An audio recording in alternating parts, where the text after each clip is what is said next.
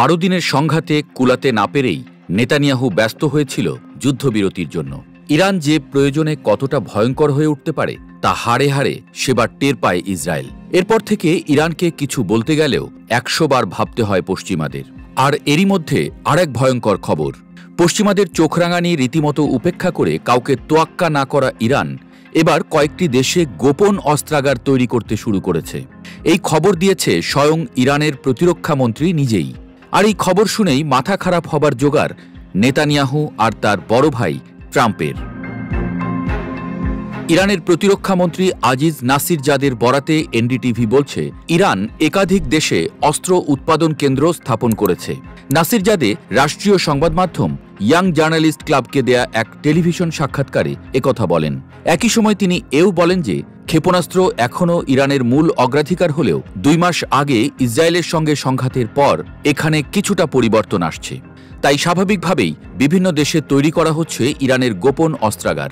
খুব শিগগিরই আনুষ্ঠানিকভাবে এ বিষয়ে ঘোষণা করা হবে বলেও জানান তিনি।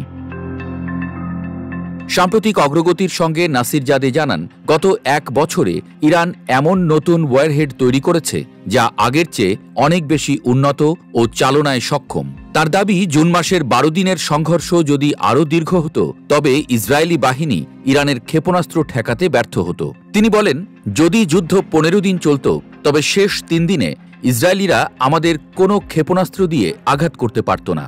আর এই কারণেই শেষ পর্যন্ত ইসরায়েল মার্কিন প্রস্তাবিত যুদ্ধবিরতিতে রাজি হয়। কারণ ওই সংঘাতে ইরান তার প্রায় 1200 কিলোমিটার পাল্লার কাশেম বাসির ক্ষেপণাস্ত্র ব্যবহারই করেনি বলেও জানান তিনি।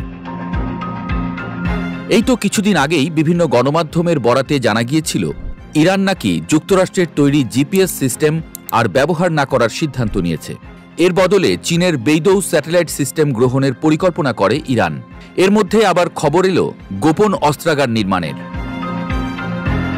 নিত্য নতুন ওয়ারহেড ক্ষেপণাস্ত্র তৈরি করা ইরান যে ভাঙবে কিন্তু মচকাবে না তা তো স্পষ্ট হয়ে গিয়েছিল 12 দিনের সংঘাতের পরই। ট্রাম্প যখন বারবারই বলছিলেন পারমাণবিক স্থাপনা গুঁড়িয়ে গিয়েছে, তখনও ইরান মাথা উঁচু করে স্পষ্ট জানিয়েছে ইরানকে থামিয়ে দেওয়া এত সহজ নয়।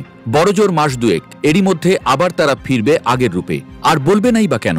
ইরান তো আগেই লরি বোঝাই করে সবকিছু অন্য জায়গায় সরিয়ে ফেলেছিল তাদের চোখের ধুলো দিয়ে। ফলে এই ইরানকে থামিয়ে দেওয়া মোটেই সহজ নয়, এটা এখন দিবালোকের মতো স্পষ্ট বলে মনে করেন বিশ্লেষকরা।